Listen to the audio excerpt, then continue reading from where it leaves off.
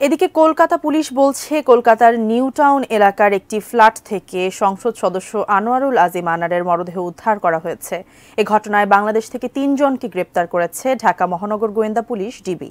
তবে ঘটনাস্থল থেকে সন্দেহভাজন কাউকেই আটক করতে পারেনি কলকাতা পুলিশ। সাব্বির আহমেদ জানাচ্ছেন বিস্তারিত।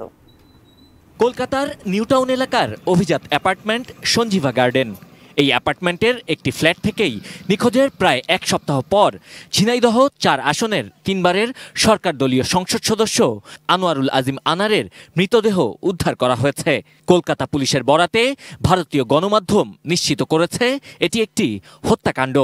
এরই মধ্যে ওই বিলাসবহুল অ্যাপার্টমেন্ট ও আশপাশের এলাকার সিসি ক্যামেরা ধরে তদন্ত শুরু করেছে কলকাতা পুলিশ ও সেদেশের গোয়েন্দারা।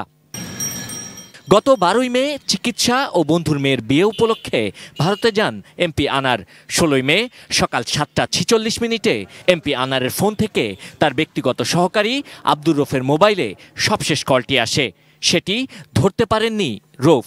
১ মিনিট পর তাকে ফিরতি কল করা হলেও ওপাশ থেকে রিসিভ হয়নি। এরপর থেকেই আনারের সঙ্গে আর যোগাযোগ করতে পারেনি তার পরিবার। বাবার সন্ধানে ১৯ মে রোববার মিন্টু রোডের ডিবি কার্যালয়ে গিয়েছিলেন সংসদ সদস্য আনারের মেয়ে মুমতারিন ফেরদৌস ডরিন। একসময় আন্তর্জাতিক পুলিশ সংস্থা ইন্টারপোলের ওয়ারেন্টভুক্ত ছিলেন এমপি আনোয়ারুল আজিম আনার। হুন্ডি কারবার, চোরাচালান ও পাচারের অভিযোগে ইন্টারপোল তার বিরুদ্ধে ওয়ারেন্ট জারি করেছিল। ঠিক কী কারণে এই হত্যাকাণ্ড, এ নিয়ে তৈরি হয়েছে রহস্য। Sabbir Ahmed, ATN news, Dhaka.